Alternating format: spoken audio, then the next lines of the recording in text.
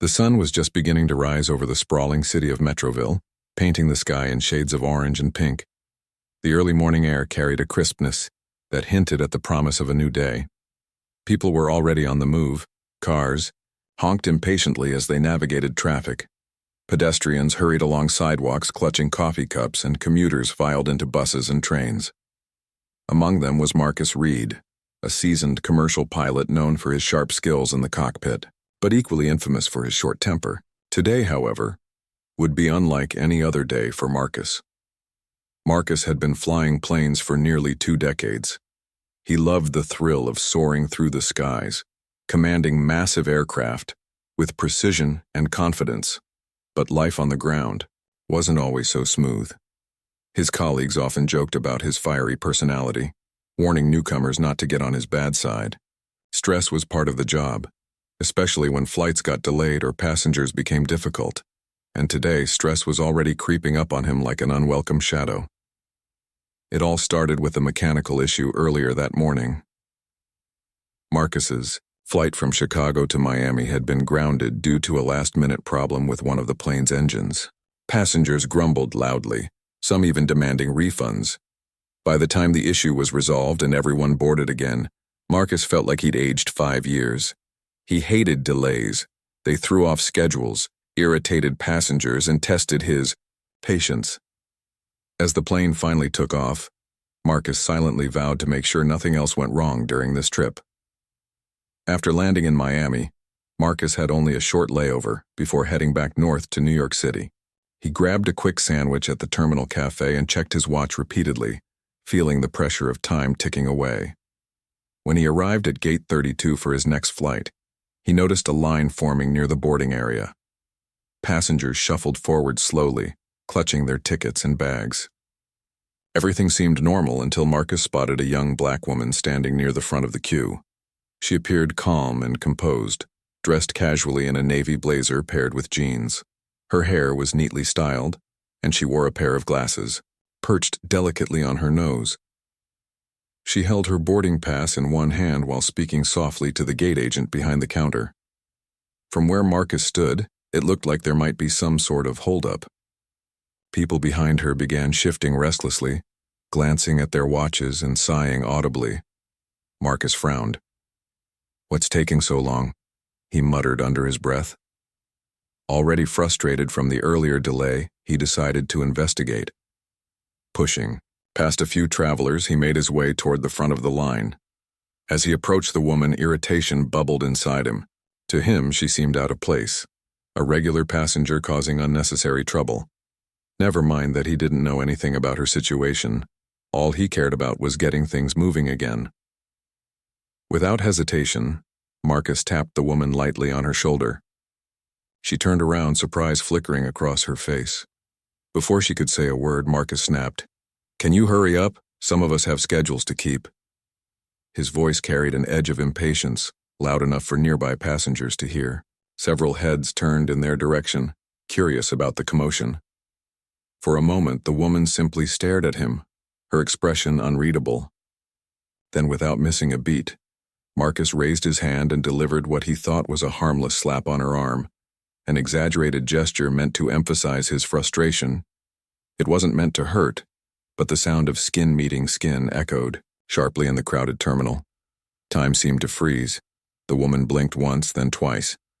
Slowly, her calm demeanor shifted into something colder, sharper. Without saying a word, she reached into her bag and pulled out a badge. Holding it up for everyone to see, she announced clearly, "Do you know who I am?" Marcus froze, his eyes widening as he processed what he saw. The badge read, "Chief Evelyn Carter, Metroville Police Department."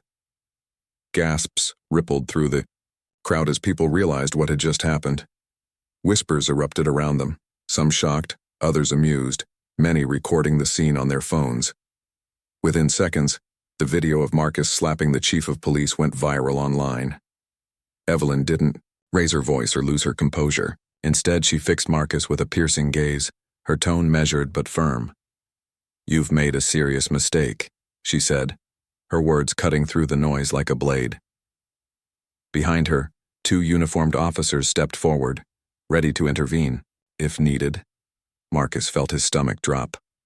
Panic surged through him as he stammered, I didn't mean, I didn't know. But the damage was done. In one reckless moment, he had crossed a line he couldn't uncross. And now, surrounded by witnesses and the weight of his actions pressing down on him, Marcus knew he was in deep trouble. As the officers led him aside for questioning, Evelyn watched silently, her expression unreadable. For Marcus, the world tilted on its axis. What had started as a routine travel day had spiraled into chaos, and he had no one to blame but himself. Little did he know, this incident would set off a chain of events that would change both his life and Evelyn's forever. As Marcus stood frozen in the middle of the bustling airport terminal, the gravity of what he had done began to sink in. His mind raced, trying to piece together how such a simple act, a slap on the arm, could spiral so completely out of control. But it wasn't just any slap, and the woman wasn't just any passenger. She was Chief Evelyn Carter, the head of the Metroville Police Department. And now, his reckless behavior had landed him in a situation that felt like something out of a nightmare. Evelyn didn't raise her voice or make a scene. Instead, she maintained an air of calm authority, letting the badge do most of the talking. Her presence commanded respect, even from those who didn't know her personally. Around them, passengers stopped boarding and turned their attention to the unfolding drama. Some whispered among themselves while others pulled out their phones to capture the moment. Within minutes, videos of Marcus slapping Evelyn went viral online, sparking outrage across social media platforms. Marcus tried to explain himself, stammering nervously as sweat beaded on his forehead. I didn't mean anything by it," he said, his voice trembling. "I thought you were holding up the line. I didn't know." He trailed off, realizing how weak his excuses sounded. Evelyn didn't interrupt him but let him squirm under the weight of his own words. When he finally fell silent, she spoke. "You don't get to decide who belongs here," Evelyn said firmly, her tone cutting through the noise like a knife. "And you certainly don't get to touch someone without their consent." Her words carried both authority and disappointment, leaving no room for argument. For a man used to being in charge, Marcus suddenly felt powerless. Two uniformed officers stepped forward at Evelyn's signal. They weren't aggressive, but their presence alone sent a clear message. This wasn't going to end well for Marcus. One of them gestured toward a private area near the gate where security incidents were typically handled. "Come with us, sir," the taller officer said, his voice neutral but firm. Marcus hesitated for a moment, then reluctantly followed, knowing there was no way out of this mess. Inside the small windowless room, Marcus sat slumped in a chair, his face buried in his hands. His mind replayed the events over and over again, each time making him feel worse than before.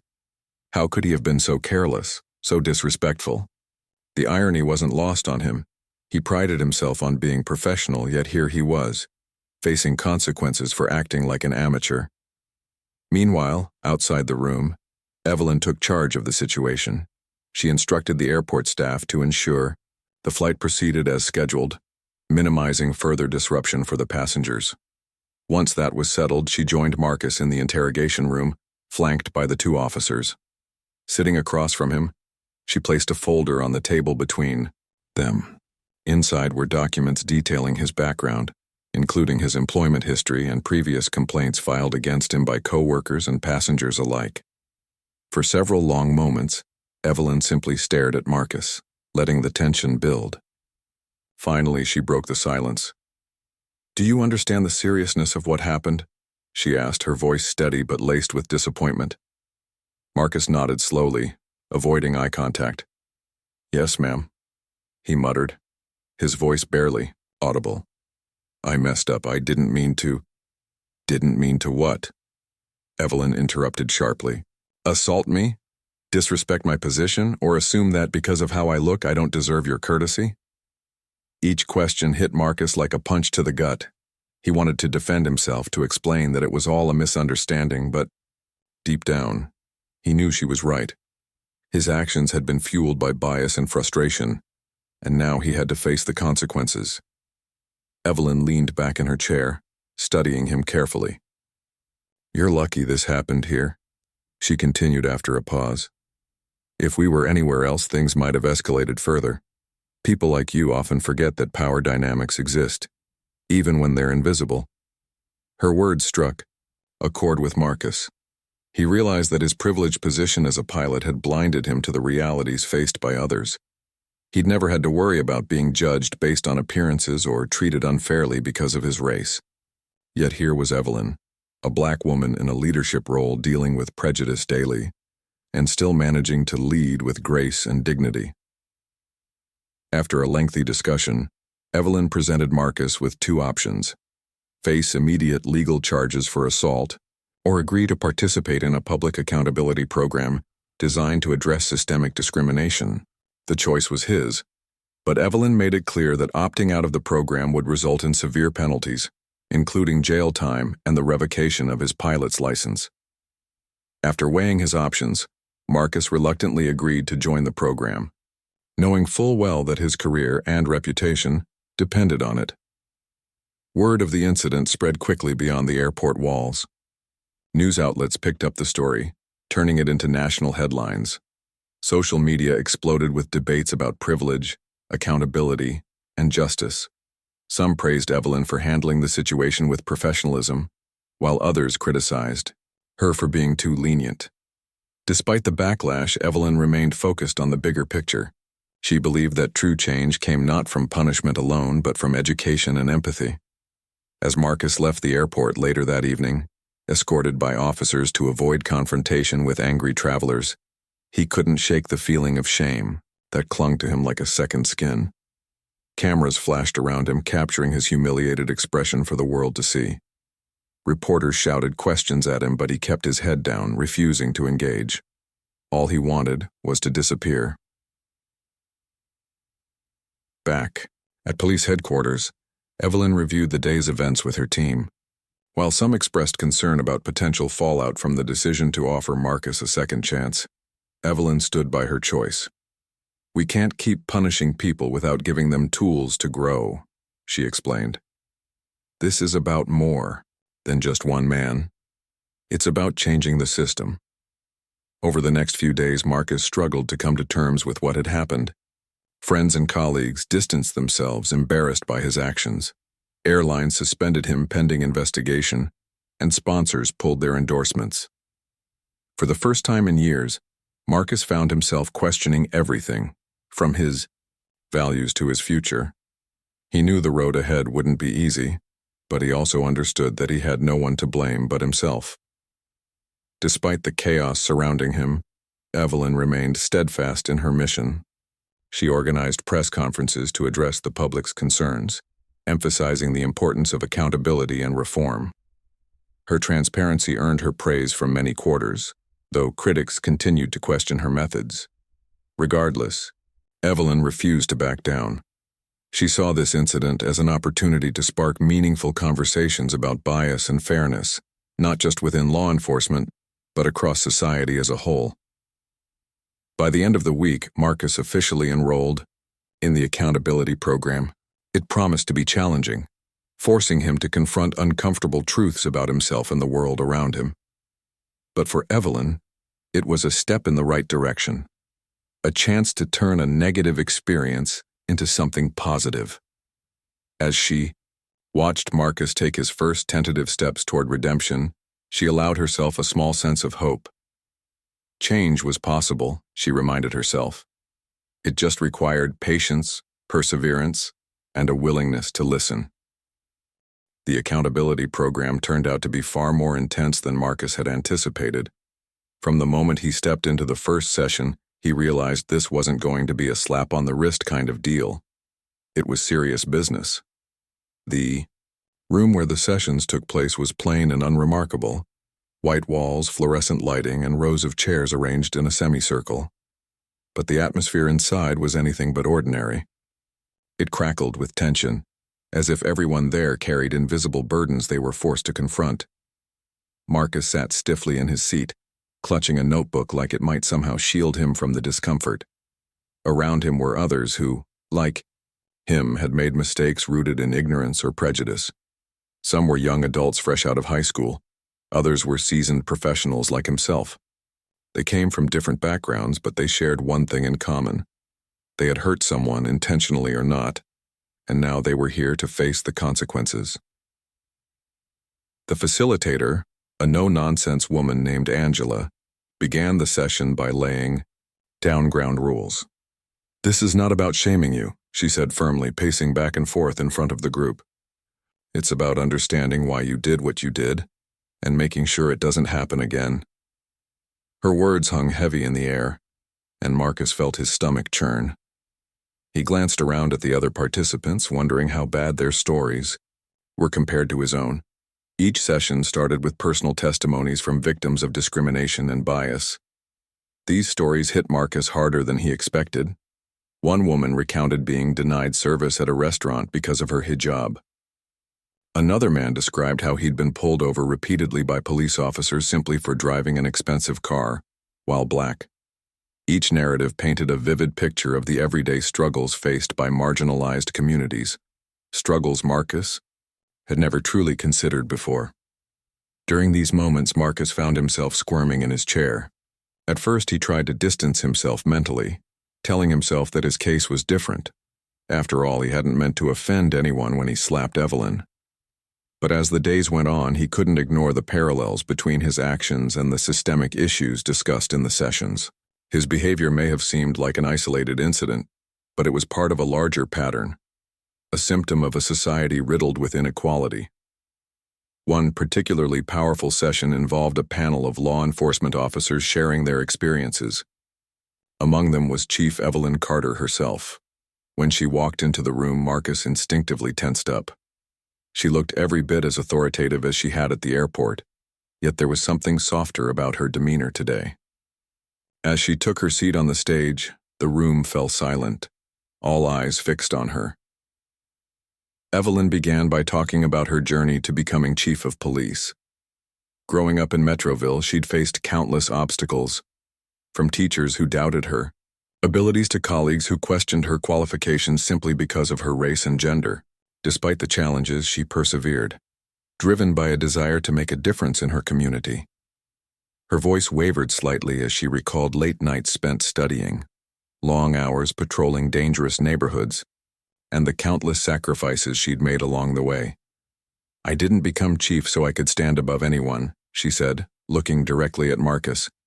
"I became chief so I could stand with my community, to protect them, to serve them, and to fight for justice." Her words struck a nerve, forcing Marcus to confront the reality of his actions. He thought back to that day at the airport, and how quickly he'd judged Evelyn without knowing anything about her. Shame washed over him, hot and suffocating. After Evelyn finished speaking, the floor opened for questions. Marcus hesitated for a moment, then raised his hand timidly. When called upon, he cleared his throat and spoke haltingly. "Chief Carter, I just wanted to say..." He paused, struggling to find the right words. "I'm sorry. For everything. Not just for slapping you, but for assuming things about you that weren't true. I let my frustrations blind me, and I treated you horribly. And I know saying sorry isn't enough, but I hope someday you can forgive me." The room fell silent. Everyone turned to look at Evelyn, waiting to see how she would respond. For a moment, she simply stared at Marcus, her expression unreadable. Then slowly, she nodded. "Thank you for apologizing," she said, her tone measured but sincere. "But remember, apologies are just the beginning. What matters is what you do next." Those words stayed with Marcus long after the session ended. Over the following weeks, he threw himself into the program with a newfound determination. He attended workshops on implicit bias, participated in role-playing exercises designed to simulate real-world scenarios, and volunteered at local organizations working to bridge racial divides. Each activity forced him to step outside his comfort zone, challenging his assumptions and broadening his perspective. One of the most humbling experiences came during a ride-along with the Metroville Police Department. Evelyn personally invited Marcus to join her for a night shift, explaining that it would give him a first-hand look at the challenges faced by officers of color. Reluctantly, Marcus agreed, unsure of what to expect. As they cruised through various neighborhoods, Evelyn pointed out areas plagued by poverty, crime, and systemic neglect. She introduced him to residents who greeted her warmly, calling her by name and thanking her for her dedication to their safety. At one point, they responded to a domestic dispute call, and Marcus watched in awe as Evelyn diffused the situation, with calm authority, earning the trust of both parties involved. Throughout the night, Evelyn shared stories about her career, moments of triumph and heartbreak alike. She talked about the times she'd been underestimated, dismissed, or outright disrespected, not only by civilians but also by fellow officers. Yet despite the hardships, she remained committed to her mission of fostering trust and fairness within the department. By the end of the ride-along, Marcus felt a profound sense of respect for Evelyn. She wasn't just a figurehead, she was a leader who led by example, tirelessly advocating for change even when it meant standing alone. As they drove back to headquarters, Marcus turned to her and said, "I don't think I'll ever fully understand what you go through, but I want you to know I admire you, and I'm grateful for the chance to learn from you." Evelyn smiled faintly, her gaze softening. "You're welcome," she replied, "but don't thank me yet. Real change takes time. Are you ready for that?" Marcus nodded solemnly. "Yes, ma'am, I am." Word of Marcus's participation in the program spread beyond the confines of the accountability sessions. Reporters caught wind of his efforts, and soon, interviews and articles began surfacing online. Some praised him for taking responsibility and working to improve himself, while others accused him of seeking redemption for selfish reasons. Regardless of public opinion, Marcus pressed on, determined to prove that his transformation was genuine. He started visiting schools and community centers, sharing his story with students and young adults. Standing on stage, microphone in hand, Marcus spoke openly about his mistakes and the lessons he'd learned. "I used to think I knew everything," he admitted during one talk. "But I was wrong. Dead wrong. And if I can teach you anything today, it's this: never stop learning. Never stop listening. Because the world is bigger and more complicated than any of us realize." His honesty resonated with audiences, many of whom appreciated his vulnerability. Slowly but surely, Marcus began rebuilding his reputation, not as a celebrated pilot, but as someone willing to acknowledge his flaws and work toward growth. Friends and colleagues who had initially distanced themselves started reaching out, offering support and encouragement. Even airlines expressed interest in bringing him back, provided he completed the program successfully. Meanwhile, Evelyn continued to face criticism for her decision to offer Marcus a second chance. Critics argued that she should have pursued harsher penalties, questioning whether leniency undermined her authority. Yet Evelyn remained steadfast in her belief that education and empathy were key to lasting change. "If we punish without teaching, we fail," she told reporters during a press conference. "Accountability isn't about revenge, it's about growth." Her leadership inspired countless individuals to join the fight against prejudice and injustice. Together, Marcus and Evelyn co-founded an initiative called Bridging the Gap, which focused on training professionals in various industries to recognize and combat implicit bias.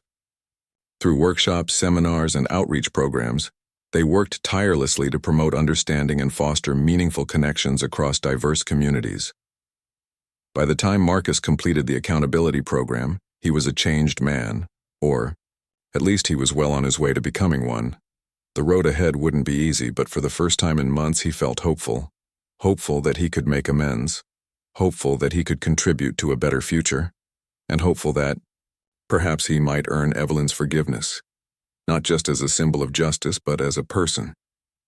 Months had passed since the incident at the airport, and Marcus Reed's life had transformed in ways he never could have imagined. The accountability program wasn't just a series of lectures or workshops. It was a journey of self-discovery that forced him to confront his biases, rethink his values, and rebuild his identity. Each day brought new challenges, but also new opportunities for growth.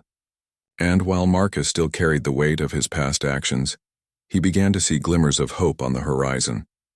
One of the most impactful aspects of the program was its emphasis on community service. Participants were required to volunteer regularly, engaging directly with groups they might otherwise overlook or misunderstand. For Marcus, this meant spending time in neighborhoods he'd rarely visited before, places where poverty, crime, and systemic neglect painted a stark contrast to the privileged world he'd always known. At first, he felt out of place, unsure of how to connect with people who seemed so different from him. But over time, he learned to listen, to truly hear their stories without judgment, and discovered that despite their differences, they shared common dreams and struggles. Marcus spent hours mentoring teenagers at a local youth center, teaching them about aviation and encouraging them to pursue their passions. Many of these kids came from broken homes or faced daily hardships, yet they radiated resilience and determination. One boy, Jamal, stood out in particular. He was quiet and reserved, often sitting alone during group activities. When Marcus approached him one afternoon, Jamal hesitated before admitting that he wanted to become a pilot someday, but didn't think it was possible for someone like him. "Someone like you?" Marcus asked gently, sensing the hesitation in Jamal's voice. Jamal shrugged, avoiding eye contact. "You know, black kids from the hood. We don't get to do stuff like that." Hearing those words hit Marcus hard. It reminded him of his own arrogance, the same arrogance that had led him to dismiss Evelyn at the airport. Without realizing it, he had contributed to the very stereotypes Jamal now believed about himself. Determined to make a difference, Marcus took Jamal under his wing, offering guidance and support whenever he could. Over weeks of working together, Marcus watched as Jamal's confidence grew. By the end of the program, Jamal proudly announced that he planned to apply to flight school, a decision that filled Marcus with pride and renewed purpose. But Marcus's efforts weren't limited to mentoring.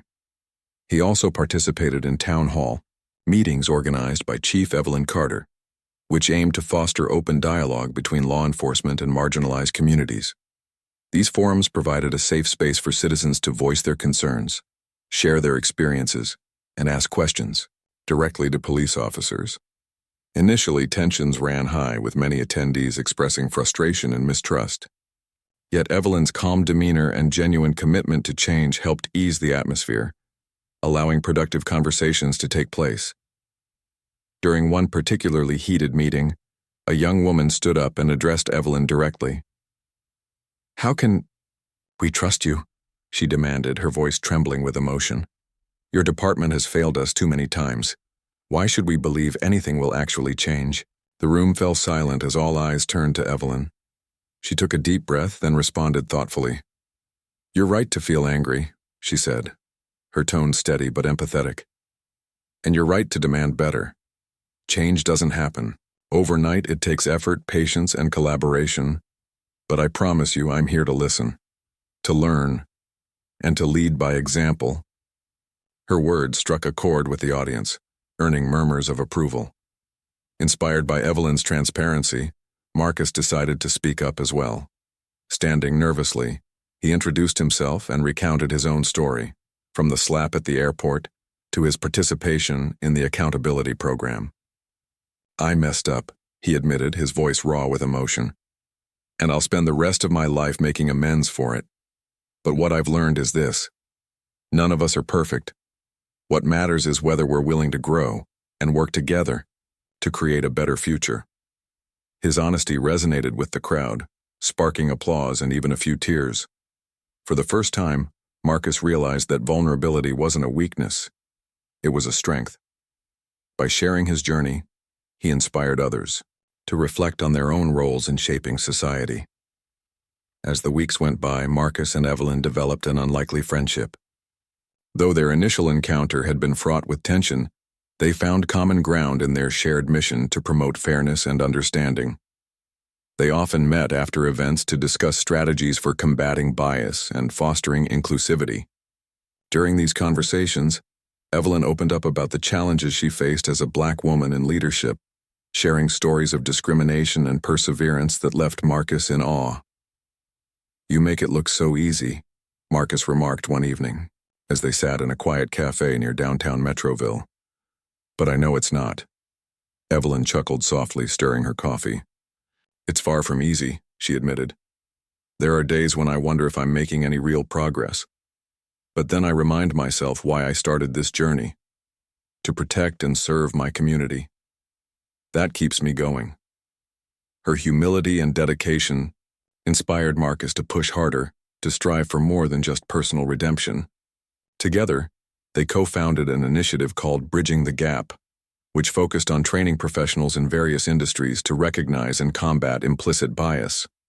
Through workshops, seminars, and outreach programs, they worked tirelessly to promote understanding and foster meaningful connections across diverse communities. The initiative quickly gained traction, attracting support from businesses, schools, and government agencies. Marcus traveled extensively, delivering keynote speeches and leading discussions on topics ranging from workplace diversity to systemic racism. His talks became unexpectedly popular, resonating with audiences who appreciated his honesty and vulnerability. Slowly but surely, Marcus rebuilt his reputation, not as a celebrated pilot, but as someone committed to making amends. For Evelyn, the success of Bridging the Gap reinforced her belief in second chances and the power of transformative justice. While some doubted her methods, she knew that real progress required patience and perseverance. Her leadership inspired countless individuals to join the fight against prejudice, proving that even the most contentious moments could yield meaningful change. Despite the positive momentum, challenges remained. Critics continued to question Evelyn's decision to offer Marcus leniency, accusing her of favoritism or weakness. Others argued that initiatives like Bridging the Gap were merely performative, lacking tangible impact. Yet Evelyn remained steadfast, focusing on the bigger picture rather than individual opinions. I can't please everyone, she told Marcus during one of their late-night brainstorming sessions. What matters is staying true to our mission and trusting that the work we're doing will create ripple effects for generations to come. Marcus nodded, feeling grateful for Evelyn's unwavering support. She had taught him invaluable lessons about leadership, empathy, and resilience. Lessons he carried with him wherever he went. As they wrapped up their meeting and prepared to leave the cafe, Marcus turned to Evelyn with a smile. Thank you, he said sincerely, for everything. Evelyn raised an eyebrow, amused. Don't thank me yet, she replied with a grin. We've got a long way to go. And with that, the former adversaries walked side by side, united by a shared vision of a fairer, more inclusive world, one step at a time. Months into their partnership, Marcus Reed and Evelyn Carter had become an unlikely duo, working tirelessly to dismantle the walls of prejudice and misunderstanding that divided communities. Their initiative, Bridging the Gap, was gaining momentum, drawing attention from across the country.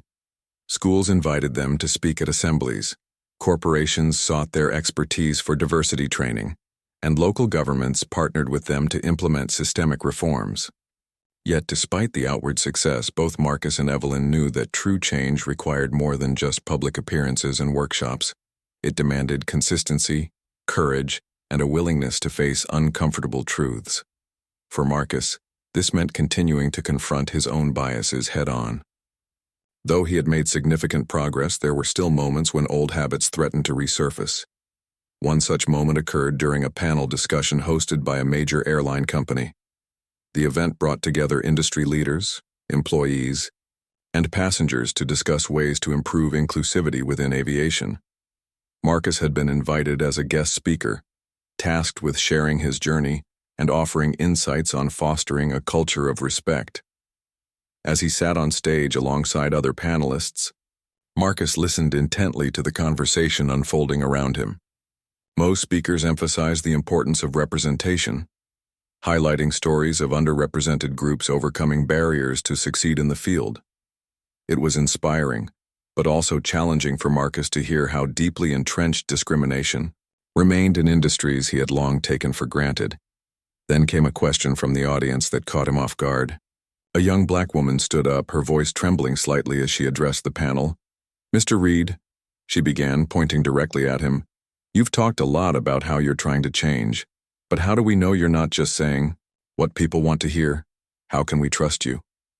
The room fell silent, all eyes turning to Marcus. For a moment, he felt the familiar pang of panic, the same feeling he'd experienced back at the airport.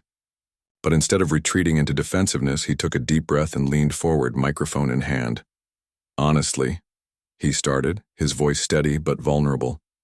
I don't expect you to trust me right away, and I wouldn't blame you if you didn't. Trust has to be earned, especially after someone's let you down. What I can promise is that I'm committed to doing better, not because it's easy, but because it's necessary. He paused, glancing briefly at Evelyn, who gave him an encouraging nod. When I slapped Chief Carter at the airport, I didn't just hurt her. I hurt myself. Because that moment showed me exactly who I was. Someone who thought he was above accountability. Someone who judged others based on assumptions rather than facts. That's not the person I want to be anymore. His words resonated with the crowd, earning murmurs of approval. After the session ended, several attendees approached him to express gratitude for his honesty. One man, a fellow pilot, even confessed that he had struggled with similar biases in the past but hadn't known how to address them. Hearing your story makes me realize I need to do better too, he admitted, shaking Marcus's hand. Meanwhile, Evelyn faced her own set of challenges. As the face of Bridging the Gap, she became a lightning rod for criticism. Some accused her of being too soft on Marcus, questioning whether her leniency undermined her authority as chief of police. Others dismissed the initiative altogether, claiming it was nothing more than a publicity stunt designed to polish tarnished reputations. Despite the backlash, Evelyn refused to waver. She believed deeply in the power of second chances, not as a free pass, but as an opportunity for growth. During a televised interview, she addressed the controversy head-on, explaining her philosophy with characteristic clarity. Accountability isn't about punishment, she told the host. It's about learning. If we lock people away or ostracize them every time they make a mistake, we're missing an opportunity to create real change. Yes, consequences are important, but so is rehabilitation. That's what Bridging the Gap is all about, giving people tools to grow while holding them accountable for their actions. Her response silenced many critics, though not all. Some remained skeptical, arguing that initiatives like hers failed to address deeper structural issues within society. Evelyn acknowledged these concerns openly, emphasizing that Bridging the Gap was just one piece of a much larger puzzle. True reform, she argued, required collaboration across industries, communities, and generations. To demonstrate this point, Evelyn spearheaded a series of town hall meetings focused specifically on law enforcement reform. These events drew diverse crowds, including activists, politicians, and everyday citizens eager to share their perspectives. While tensions occasionally flared, Evelyn maintained a calm and respectful tone, ensuring that everyone felt heard.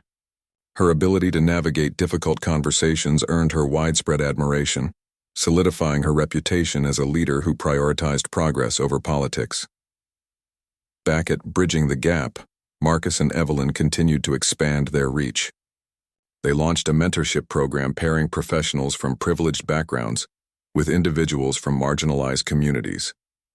Participants worked together on projects aimed at addressing systemic inequities, fostering mutual understanding along the way. For Marcus, mentoring Jamal, the teenager he'd met at the youth center, remained one of his proudest accomplishments. When Jamal secured a scholarship to attend flight school, Marcus couldn't help but tear up during the celebration. "You did this," Marcus said, clapping Jamal on the back. "Not me. You." Jamal smiled shyly, shaking his head. "Nah, man. You helped me see what was possible. That's something I'll never forget." As word of their successes spread, Marcus and Evelyn received invitations to speak at national conferences dedicated to diversity and inclusion. One such conference took place in Washington, D.C., where hundreds of attendees gathered to discuss strategies for creating equitable workplaces and communities. Standing on stage together, Marcus and Evelyn delivered a powerful joint presentation, detailing their journey from adversaries to allies and the lessons they had learned along the way. "We didn't start out liking each other," Marcus joked, eliciting laughter from the audience. "But through patience, humility, and a shared commitment to justice, we found common ground. And that's what bridging the gap is really about. Finding ways to connect, even when it feels impossible." Evelyn nodded, adding, "Change doesn't happen overnight. It takes effort, sacrifice, and a willingness to listen. But if we keep showing up, for ourselves and for each other, we can build a future worth fighting for." Their message resonated deeply with the audience, sparking standing ovations and countless follow-up conversations. By the end of the conference, Bridging the Gap had secured partnerships with several major organizations, amplifying its impact exponentially. Still, Marcus and Evelyn knew their work was far from finished.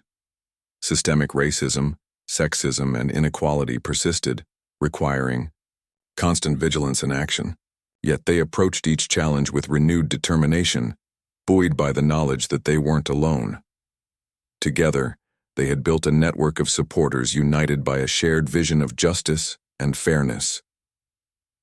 One evening, as they wrapped up another long day of meetings, Marcus turned to Evelyn with a grateful smile.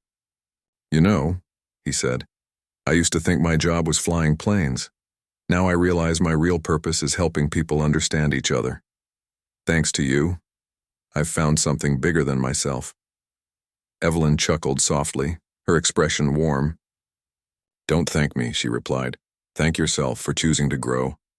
And with that, the two walked off into the night, ready to tackle whatever lay ahead, one step, one bridge, at a time. 2 years had passed since the luxury store incident, and the world looked remarkably different. Maya and Ethan's relentless efforts to challenge systemic inequities had sparked a cultural shift that rippled far beyond their initial intentions. What began as a personal affront had transformed into a global movement, inspiring countless individuals and organizations to rethink how they approached diversity, inclusion, and representation. The shopping complexes they had built were no longer just marketplaces. They were symbols of hope, resilience, and progress. Maya stood on stage at an international conference in Geneva, addressing hundreds of delegates from around the world. She had been invited to speak about her journey and share insights into creating equitable systems in business and society. Dressed in a vibrant dress designed by one of the vendors from their marketplace, she exuded confidence as she recounted the highs and lows of the past 2 years. "When I walked out of that store feeling humiliated, I never imagined it would lead me here," she began, her voice steady but filled with emotion. "I didn't choose this path, it chose me. But looking back, I realized that sometimes life pushes us into roles we never expected to play. And when that happens, we have a choice: stay silent or use our voices to create change." Her words resonated deeply with the audience. Delegates leaned forward in their seats, captivated by her story. Some nodded in agreement, others scribbled notes furiously. By the time she finished, the room erupted in applause. Dozens of people lined up afterward to thank her for her courage and ask how they could replicate her model in their own countries. Maya answered each question thoughtfully, offering practical advice while emphasizing the importance of collaboration. Back home, Ethan was overseeing the launch of their 5th shopping complex, this time in Johannesburg. The project had taken nearly a year to complete, involving extensive consultations with local leaders, artists, and entrepreneurs. The result was breathtaking, a sprawling space that celebrated African culture, creativity, and innovation. From hand-woven textiles to contemporary art installations, every corner told a story of resilience and pride. The grand opening attracted visitors from across the continent, drawing praise from both locals and international guests. Journalists hailed it as a blueprint for inclusive development, while community members expressed gratitude for the opportunities it provided.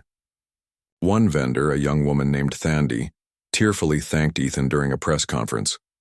"This place has changed my life," she said. "For the first time, I feel like I belong somewhere." Ethan smiled warmly, his heart swelling with pride. He knew none of this would have been possible without Maya's unwavering support. Together, they had proven that meaningful change required more than money. It demanded empathy, patience, and a willingness to listen. Despite their successes, Maya and Ethan remained acutely aware of the challenges ahead. Discrimination and inequality were deeply entrenched issues, and dismantling them entirely was a monumental task. They faced ongoing resistance from critics who accused them of tokenism or questioned the sustainability of their initiatives. Others argued that their focus on retail ignored broader systemic problems like poverty and education disparities. Rather than dismissing these concerns, Maya and Ethan embraced them as opportunities for growth. They expanded their efforts beyond retail, investing in education programs, mentorship initiatives, and policy advocacy. Maya partnered with schools to teach students about entrepreneurship and financial literacy, equipping them with tools to succeed in a rapidly changing world. Ethan launched a scholarship fund for underrepresented youth pursuing careers in technology, ensuring the next generation of innovators reflected the diversity of society. Their combined efforts earned recognition worldwide. Time magazine named Maya one of its 100 most influential people, highlighting her role in reshaping societal norms. Meanwhile, Ethan received numerous awards for his contributions to economic empowerment. Despite the accolades, they remained humble, knowing their work was far from over. One evening, as Maya and Ethan sat together on their balcony overlooking New York City, they reflected on how much their lives had changed. The city skyline shimmered below, a testament to human ambition and possibility. For a moment, they allowed themselves to savor the quiet beauty of it all. "You know," Maya said softly, breaking the silence, "when we started this journey, I wasn't sure if we'd make any real difference. It felt like trying to move a mountain with a spoon. And yet here we are," Ethan replied, smiling. "Not because we did it alone, but because so many people joined us along the way." Maya nodded, her eyes glistening with tears. "Exactly. Change isn't something one person can achieve. It takes a village." She thought about the artisans, designers, activists, and everyday citizens who had contributed to their mission. Their stories were woven into the fabric of everything they had accomplished. The young chef whose restaurant thrived thanks to increased visibility, the single mother running a successful jewelry brand, the teenager inspired to pursue engineering.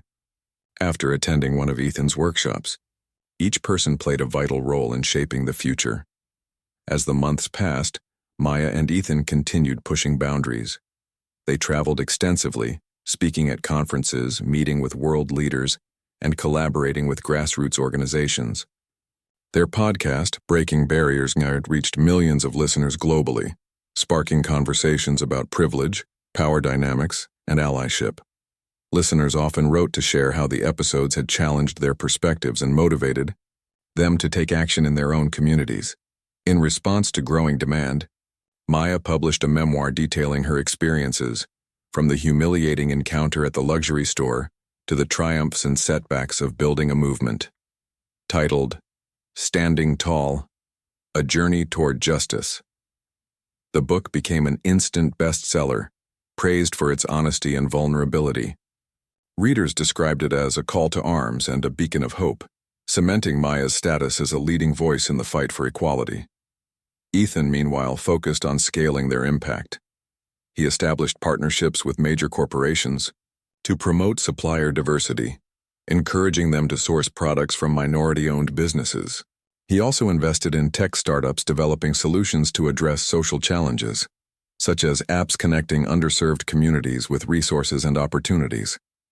Together, they proved that activism wasn't limited to protests or petitions.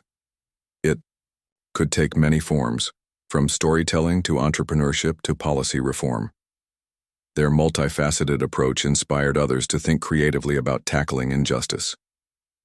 Years later, as Maya walked through the bustling aisles of their flagship shopping complex in New York, she marveled at how far they had come. Children darted between stalls, laughing and pointing at colorful displays. Couples browsed handcrafted goods, chatting animatedly with vendors.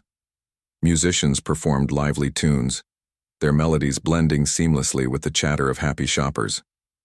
Little girl tugged on her mother's sleeve, pointing excitedly at a stall selling handmade dolls. "Look, Mama, that one looks like me," she exclaimed, her face lighting up with joy. Maya watched the scene unfold, her heart swelling with pride.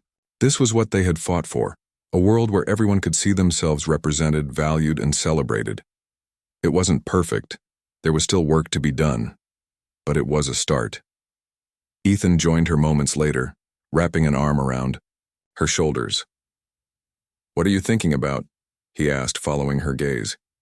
"This," Maya replied, gesturing to the vibrant chaos around them. "All of this. We've created something beautiful, haven't we?" "We have," Ethan agreed, pulling her closer. "And we'll keep building, keep fighting, until everyone feels like they belong." Maya nodded, feeling a renewed sense of purpose. There would always be obstacles, naysayers, and moments of doubt, but as long as there were people willing to stand up and demand better, change was possible. As the sun set over the city, casting a warm glow over the streets below, Maya allowed herself a moment of peace. No matter what lay ahead, she knew they would face it together, hand in hand, heart by heart. Because in the end, it wasn't just about revenge or retribution, it was about love, justice, and the unshakable belief that a brighter, more inclusive future was within reach.